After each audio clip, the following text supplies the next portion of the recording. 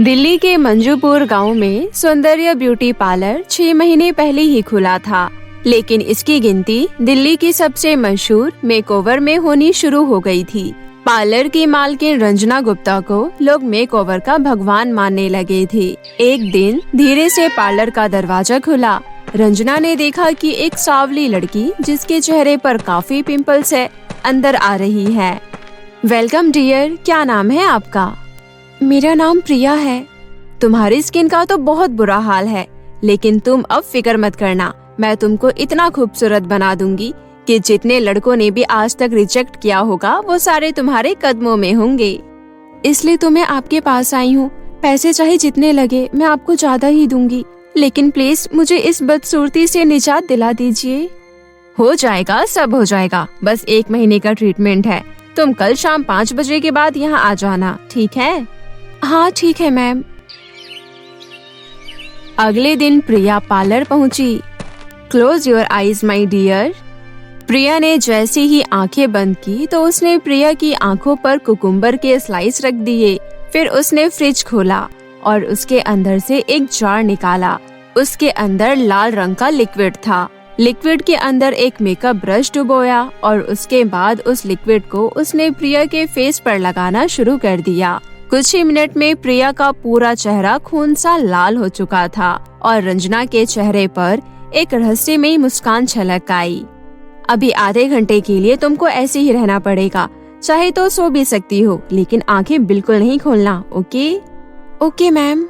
रंजना वहाँ से चली गई और उस कमरे में प्रिया बिल्कुल अकेली थी। प्रिया को इतनी देर आंखें बंद करने से नींद आ चुकी थी। उसने देखा कि वो एक अंधेरी जगह पर खड़ी है, जहाँ दूर दूर तक कोई नजर नहीं आ रहा है। तभी उसको 2 आंखें लाल लाल चमकती हुई नजर आई। कौन है वहाँ? ये सुनती ही एक बेहद भयानक लड़की उसके चेहरे के बिल्कुल करीब आ गई। तभी अचानक से प्रिया चीखती हुई जाग उठी और रंजना अंदर आ गई। क्या हुआ डियर, आप ऐसे क्यों चिल्लाई? प्रिया कुछ बोल नहीं रही थी। चलो, आधा घंटा हो चुका है, आओ तुम्हारा फेस वॉश करवा दूं। रंजना ने प्रिया का फेस वॉश किया और उसने अपना चेहरा मिरर में देखा तो उसको काफी फर्क नजर आया। उसके चेहरे पर मुस्कुराहट आ गई। तुम्हारी मुस्कान बता रही है कि तुम रिजल्ट से खुश हो। हाँ मैम। ये तो पहला दिन है, अभी तुम्हें 29 डेज और आने हैं, बिल्कुल गैप नहीं करना। Thank you ma'am, bye. Priya वहाँ से चली गई। उस दिन के बाद कई दिन गुजरे और धीरे धीरे 1 महीना निकल गया। आखिरी दिन भी रंजना ने प्रिया के साथ ऐसा ही किया। जब रंजना उसको आईने के सामने ले गई तो अपना गोरा रंग और चमकता साफ सुथरा चेहरा देखकर प्रिया हैरान रह गई। उसकी खुशी का ठिकाना नहीं था। वाकई में मुझे तो आइडिया भी नहीं था कि मैं इतनी खूबसूरत हो सकती हूँ। तुम्हें देखकर मुझे बहुत अच्छा लग रहा है। प्रिया, अब एक बात सुनो, मैं ये ब्रेसलेट तुमको दे रही हूँ, इसको मेरा आशीर्वाद समझना। Oh, thank you so much ma'am. जब प्रिया घर पहुंची तो उसके मम्मी पापा भी उसको देखकर बहुत खुश हुए। फिर क्या था, दीपक नाम का एक लड़का उसे देखने घर आया और देखते ही उसका दीवाना हो गया। उसके बाद प्रिया की शादी हुई और वो अपने ससुराल आ गई। प्रिया, मेरा इस दुनिया में मेरी बहन राधिका के अलावा और कोई नहीं है। तुम उसे अच्छी दोस्त समझना। हाँ दीपक, अब यही मेरा परिवार है। तभी प्रिया की नजर आईने पर पड़ी तो उसे वही लड़की उसके पीछे खड़ी नजर आई, जिसे उसने सपने में देखा था। उसे देखकर प्रिया चीख पड़ी। क्या हुआ प्रिया? कुछ नहीं।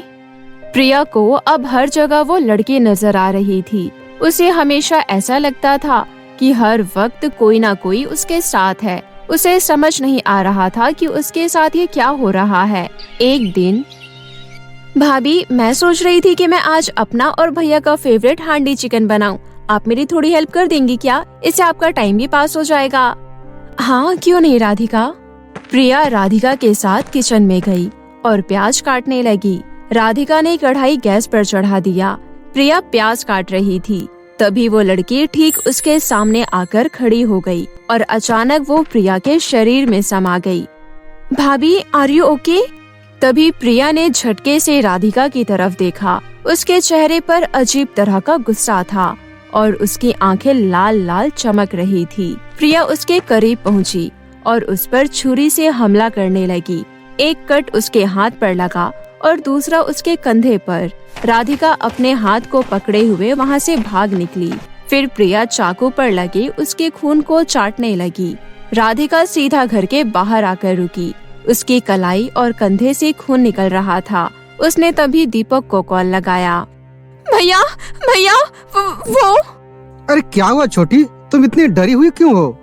भैया भाभी को पता नहीं क्या हो गया है, चाकू से उन्होंने मुझ पर हमला भी किया। आप जल्दी से आ जाइए। दीपक उसी टाइम ऑफिस से निकल गया। वो घर पहुंचा तो देखा राधिका बाहर खड़ी थी। उसने राधिका को पीछे रहने के लिए कहा और खुद घर के अंदर चला गया। प्रिया अपने बेडरूम में बैठी थी। दीपक डार्लिंग, आओ ना यहाँ। प्रिया, ये क्या हो गया है तुम्हें? अभी बताती हूँ। ऐसा कहकर वो तेजी से दीपक की ओर भागी। दीपक ने जल्दी से दरवाजा बंद कर दिया और उसने जाकर तांत्रिक को ये सब बताया। रात ठीक 12 बजे तांत्रिक आया और प्रिया को लेकर एक साफ मैदान में एक गोल घेरा बनाकर बैठ गया। कौन है तू? क्या चाहती है इस लड़की से? नहीं बताऊंगी। अच्छा, नहीं बताएगी? उसने एक भस्म प्रिया पर फूंकी। आह! आह! बता कौन है और क्यों इस लड़की के पीछे पड़ी है? बताती हूँ, मेरा नाम आरती है। मैं मेरे गांव की सबसे खूबसूरत लड़की थी। मेरी उम्र सिर्फ 17 साल की थी, लेकिन मेरा शराबी बाप मुझे बहुत समझता था। मुझे बहुत मारता था और मेरी माँ को भी मेरी तरफ से बोलने नहीं देता था। एक दिन रंजना मेरे घर आई। कितनी खूबसूरत बच्ची है आपकी, और आप गांव में इसका फ्यूचर खराब कर रही हैं। तो क्या करूँ, इसको पढ़ाने विदेश भेज दूँ क्या?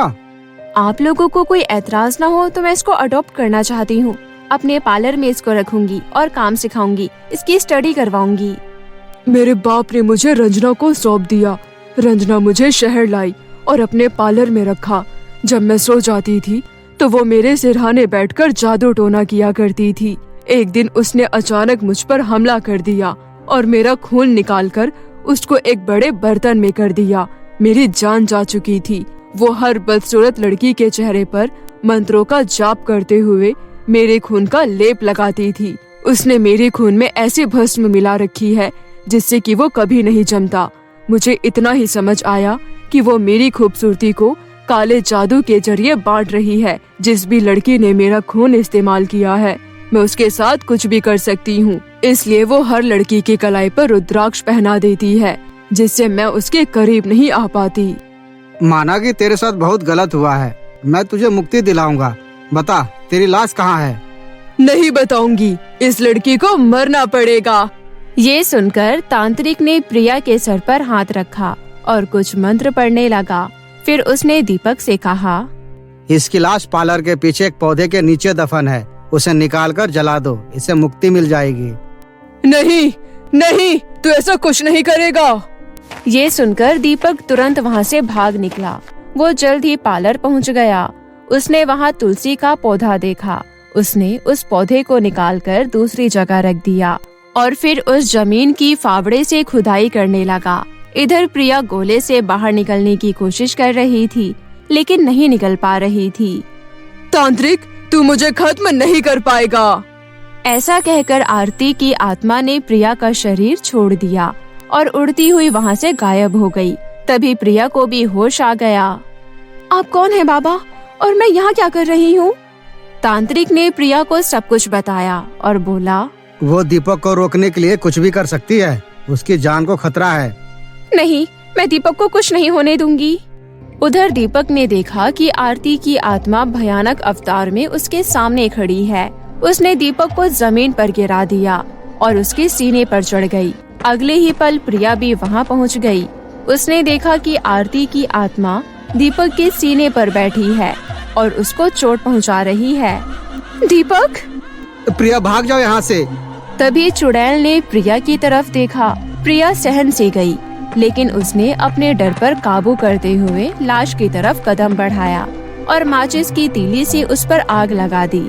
लाश के जलते ही चुड़ैल का अस्तित्व खत्म हो गया। फिर प्रिया और दीपक सही सलामत घर पहुंच गए और इस घटना को एक बुरा सपना समझकर भुला दिए।